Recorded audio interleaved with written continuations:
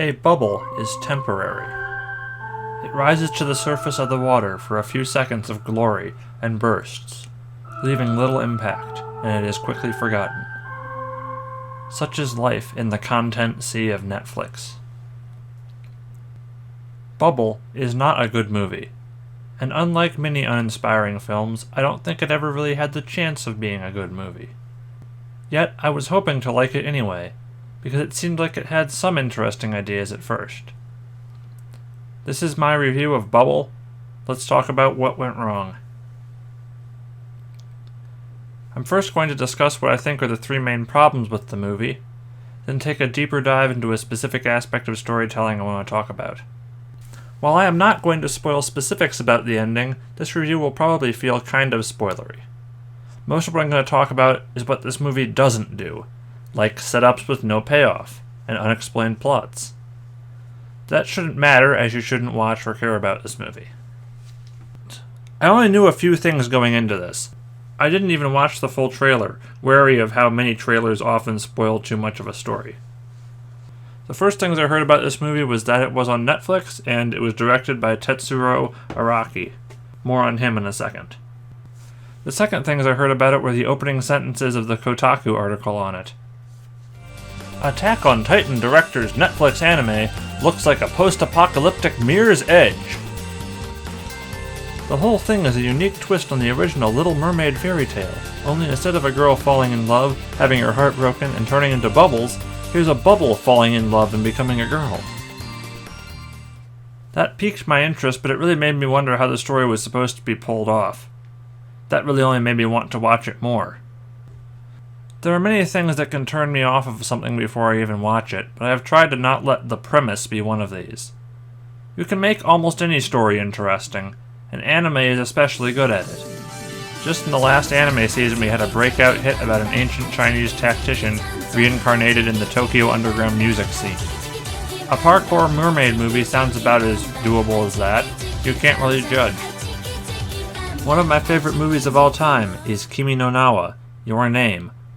A movie that I have to introduce to people as it's really good, I swear, because a teenage body swap plot sounds like a forgettable Disney Channel original movie that I would roll my eyes at. I only even watched it originally because I had nothing better to do with an afternoon and it looked pretty. So yeah, just because it sounds stupid doesn't really mean anything. Now, the third thing I heard about Bubble shortly before watching it was fellow reviewer Z-Note giving it a 3 out of 10. And we'll soon get into why I now also think it deserves that rating. The main potential draws for this movie are the staff and the visuals. With just a glance at the trailer, you'll notice a distinct style that will probably remind you of Makoto Shinkai's recent films. However, Shinkai never had trailers quite like this. That action, that soundtrack, it comes from the director of Bubble, Tetsuro Araki. You may know him for his work on a little series called Attack on Titan.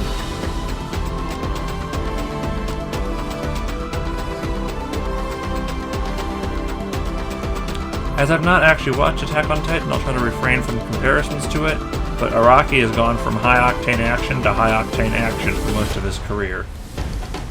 But that's not all. There's also Hiroyuki Sawano attached to this project, creator of many of the most hype anime soundtracks out there, including also Attack on Titan. But just because there's successful people involved, it doesn't mean you necessarily have a successful project. One other little problem is, unfortunately, the visuals did not have a chance to give me their full effect. The same week I watched Bubble, I saw 2 other visually beautiful animated films I liked a lot in theaters.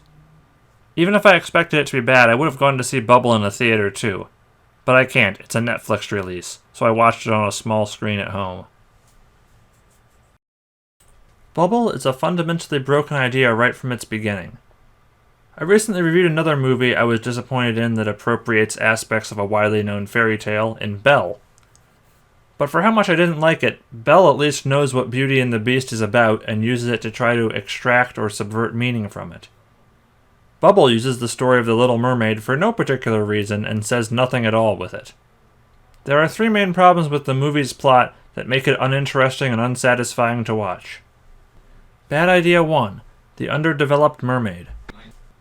The first is that the Little Mermaid plot, with a living bubble turning into a human girl who can't talk, goes absolutely nowhere. Uta spends most of the runtime as a cute anime girl with no real character, because her goals are never established. You know how in Disney's version of The Little Mermaid, there's a lot of time spent under the sea establishing who our titular mermaid is, and why she wants to be where the people are? I want more. Bubble completely doesn't do that part, and it's very hard to care about Uta.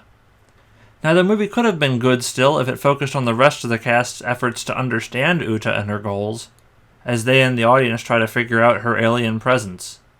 Instead, we get the other main problem of the movie. The majority of its running time is spent on literal running time. Let me introduce one of the worst ideas I've seen a movie based around: Tokyo Battle-kor. Bad idea 2. Tokyo Battle-kor. It is said multiple times in the first 5 minutes of the movie that Tokyo Battle-kor is a team sport that requires coordination. Tokyo Battle-kor is a 5-on-5 game. This is a 5-on-5 game. If one player's missing. So it makes no sense that the game can be won by a single person, as our main character does with no teamwork and seemingly little effort in the opening scene. Where's Hibiki? Where is he always? Doing whatever the heck he wants. But that's the least of this idea's problems. So you've got an action director and a big hype action composer, you basically need to have a plot with some action scenes. The focus on parkour seems to exist so that there are cool action scenes in the movie. It's not like a Mad Max-style future where the entire world is destroyed and parkour is the thing people do to survive in a chase-or-be-chased world. It's not Mirror's Edge where the main characters are constantly running from the authorities. In Bubble, only Tokyo was destroyed, and all the characters specifically chose to come to the ruins of Tokyo because I guess they like running. All the kids here are just idiots whose only purpose is to play this game. Until over halfway through the movie, there is no driving force in the plot besides parkour competitions. Since I'm not comparing to Attack on Titan, let's talk about something else Tetsuro Araki directed with a Sawano score. Kabaneri of the Iron Fortress is a stupid show, but it never left me confused as to what it wanted. Even when characters made the worst possible decisions in a situation, it's not hard to figure out why, at least on a narrative level, they do it. For example, in one episode, there was a very stupid decision made to take the train on a more dangerous route where they'll probably be attacked by zombies. But this decision is made by people we aren't supposed to like, and the result is an action scene for the main characters to save everyone else and build people's trust in them. Meanwhile, of the 3 Battle-kor competitions shown in Bubble, only one has any external reason to even happen, and the reason is a completely useless plot cul-de-sac. There's nothing about the characters or the mystery of Uta that is advanced by having the characters doing parkour. While I can't complain about a movie wanting to show things that look cool, I can absolutely complain that the entire movie seems to be built around having cool things and they still don't fit the rest of the story actually happening at all. The entire setting is obligingly shaped into a perfect environment for parkour, and the only real reason given for anyone doing the parkour is they think it's cool. It's supposedly dangerous, but no one gets seriously hurt in the competitions, and their lives aren't on the line if they lose. They're wagering food supplies, but no one seems to be going hungry or anything. It's just a sports anime where the main group has to learn to work as a team by the end. Bad idea 3. Sound is a metaphor for nothing at all. Here's something you might not even remember from this movie because of how little it affects anything. There are some themes established in this movie and character backstories given, but they do not help the overall plot at all. Sound and music seem to be very important to the story and themes of the movie. Keyword seems important. The male lead is named Hibike, sound. The female lead, Bubble Girl, Mermaid, whatever she is called Uta, song. There is mysterious music coming from Tokyo Tower. There's a group of antagonists who don't speak and instead use text-to-speech robot voices. Oh, I'm sorry. I didn't quite catch that. Adding on to his name, Hibiki was incredibly sensitive to noise as a child and wears noise-canceling headphones constantly. What does all this mean and how does this fit into the overall plot? It means absolutely nothing. It's a pity because it seems so easy to have a finale resolved by communication or singing or something and it just doesn't happen.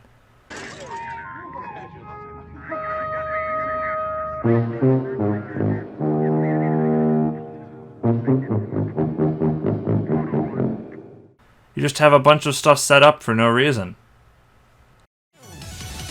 Symphogear is a series where the main character is named Hibiki. She fights with magic weapons powered by singing and fights monsters called Noise. The World Ends With You stars Neku, a teen who constantly wears headphones and fights enemies called Noise. These are examples of media using at least a surface-level amount of symbolism and themes. Is music important to who Uda is or how the finale of this movie plays out? No. Does Uda or Hibike's presence in the finale even change anything? Really unclear. It was an absolute waste of screen time for Bubble to introduce all these elements when it really needed more time to develop what it's actually supposed to be about. Speaking of wastes of time, useless plots. You may get the impression from my reviews that I want movies to be laser-focused on the main plot and constantly progressing, but that's not the case. I do, however, ask for there to be some goals or themes established rather than a collection of scenes going nowhere. Slice of life is a genre that mostly is a collection of scenes that go nowhere, and I have enjoyed it in the past. However, Bubble is not a slice of life series, and there's a reason why not many movies can be described as slice of life. You have unlimited runtime, and the scenes need to count. Now I'm going to spoil a scene midway through Bubble that doesn't really matter to explain this. I guess don't watch if you don't want to hear. I think you got my opinion pretty clearly already here. Bubble has a rival group of parkour people called the Undertakers. They have been live streaming the contests, playing a heel role as the bad boy antagonist with masks and a kidnapping for some reason, which makes them look like delusional just a prank bro style YouTubers. These guys also have jet boots, by the way, which look cool, but seem like they would definitely be considered cheating in a parkour contest. Good thing there's no rules in the Tokyo wasteland, I guess. Anyway, around the 45-minute mark, these idiots derail several scenes that ultimately lead really nowhere. But the problem is that there is no other momentum in the movie at all at this point. The Battle-kor contest against them is the best one in the movie, and the point where Sawano's score is at its most effective. But the stakes and lead up to the contest do absolutely nothing except waste time. The parkour contests were already happening on a regular schedule in the movie from the word go with no motivation. Kidnapping a side character is not really motivation for our heroes to win or actually use something approaching teamwork for once, because they were already motivated to win and the audience is already probably rooting against a bunch of weirdos in masks. It also does not matter that the Undertakers are streaming the match. I thought this at least would lead to something. It would be so easy. Do you have a big finale with everyone around the world paying attention, and how does the world have a direct view? Well, someone's streaming the situation. But no such luck. There's still some cutaways near the end of everyone around the world paying attention to what's happening in Tokyo, but it's not because anyone there is streaming it or anything. Oh yeah, remember how these guys all speak through a text-to-speech program? Oh, I'm sorry. I didn't quite catch that. They continue to do so even when scenes when they're not wearing masks. Why? Who knows? Don't need to hire voice actors, I guess. The only thing the Undertakers introduced that matters after their little diversion of the story is the jet boots, which honestly could have been cut from the story already. It's established that gravity inside the bubble is kinda weird already, so giant leaps that already look impossible are happening without the aid of jet boots. And yes, I should acknowledge there's some character development in the actual Battle-kor match itself against the Undertakers, for the only time that the Battle-kor match develops anything in the movie. But again, these matches were already happening without an antagonist or a kidnapping. You could argue that there's particular motivation for Uda to help the team win in this contest because the lady who gets kidnapped is the only other human besides Hibiki she's grown close to, but they never share a scene again after this.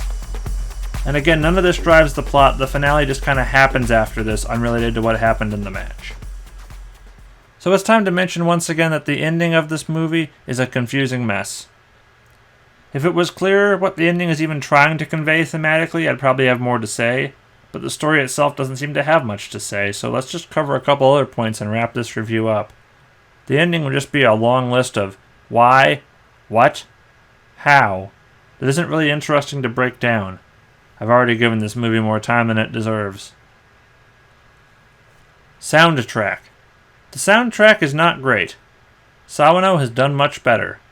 For example, I really like the Recreators soundtrack, or Xenoblade X, or these couple little obscure projects he did called Promare and Kill la Kill. Not everything Sawano has made is a banger, but a lot of his work has been, so I had pretty high expectations for the soundtrack of this movie that were not met. Here all you've really got is the last Battle-kor match for a scene where the soundtrack really helps bring it all together. It's not particularly outstanding, it doesn't elevate any of the other parts of the movie. Visuals. I mentioned these briefly at the start, but a lot of people have compared Bubble to Makoto Shinkai's films, especially Weathering with You, giving the setting of a flooded Tokyo with a magic realism plot. I can see some similarities in plot and characters to some other Shinkai films as well. I wrote up several big long paragraphs here about how the visuals are used differently between the movies and compared some scenes in this movie to specific scenes from Your Name, but that doesn't really matter because there's a lot of visual similarities and some key differences, but there's nothing really to criticize about the actual execution of the visuals. The problem with this movie really isn't the visuals. The visuals can't help the plot, the characters, the pacing, or anything, but the visuals are trying mightily to carry this movie into the territory of mediocre. Unfortunately, because it's so comparable to Makoto Shinkai, this movie looks very pretty, but not in a unique way that makes it worth watching. I didn't like Belle, but its visuals are extremely unique and interesting. I recently watched Pompo the Cinephile, and its visuals are fantastic and add to its plot. The look of Bubble is only skin deep and ultimately adds really nothing of value. You can't even see it on the big screen to appreciate its visuals because it's on Netflix. And the most damning thing I can say about the visuals is they didn't do anything I hadn't seen before. Conclusion. Bubble sucks. 3 out of 10. Don't bother watching it unless you want to be disappointed. It's not even bad in funny ways, mostly just uninteresting. That's a rather abrupt ending, but I'm out of things to say. Bubble is not the worst movie ever, but it will probably be on my worst of the year list. Thanks for watching. Bye.